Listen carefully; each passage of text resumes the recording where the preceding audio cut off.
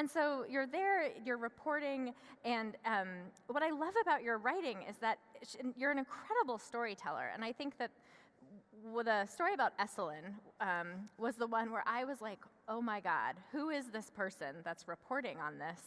And why does she get it so well?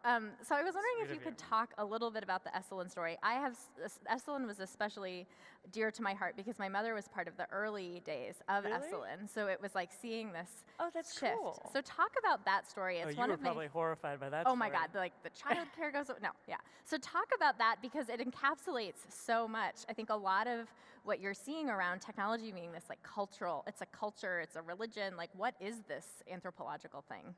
It is a culture. It is a religion. Yeah. Esselin is a storied old hippie enclave getaway center in Big Sur, and they've recently gone through a rebrand where they had it's now being run by this startup kid, and it's kind of rebranding for the startup world. And so I just went down there and hung out with them. The paragraphs are priceless. It's some of the most priceless reporting. They wonder if they're doing the right thing for humanity. These are questions that can only be answered behind closed doors. Well, right? yeah, like what it captures to me is I really like to be in a physical space, and it captures in a physical space a lot of the anxiety that Silicon Valley has been having. There's been sort of a crisis of the soul in the last year where people who are building these products genuinely are very nervous about what they're building.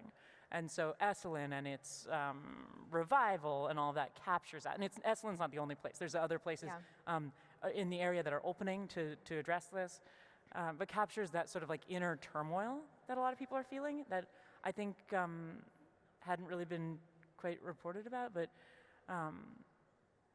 yeah.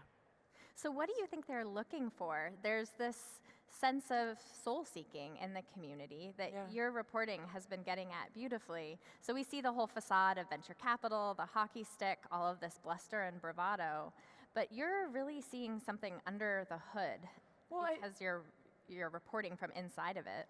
People are starting very slowly, and probably a decade late, but starting to realize that the products they're building have an impact.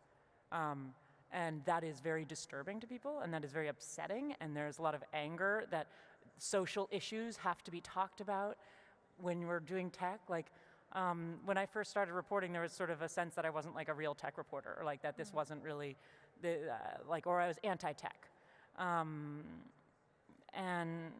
I think it's been hard for people in the tech world, people who work at the big companies at Facebook and people who work at the small companies, to start realizing that their work is having like cultural impact, and then is maybe even having a negative cultural impact.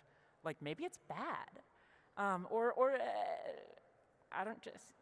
think, understanding what it's doing has been very disturbing to them. And it's also, the press has been part of the problem with this, right? Like reporters have covered Silicon Valley. Silicon Valley's been covered like it's a business story, like it's about stock prices and how much was raised, and oh, look at this cool founder. And it hasn't been covered as a culture story. It hasn't been covered as a power story.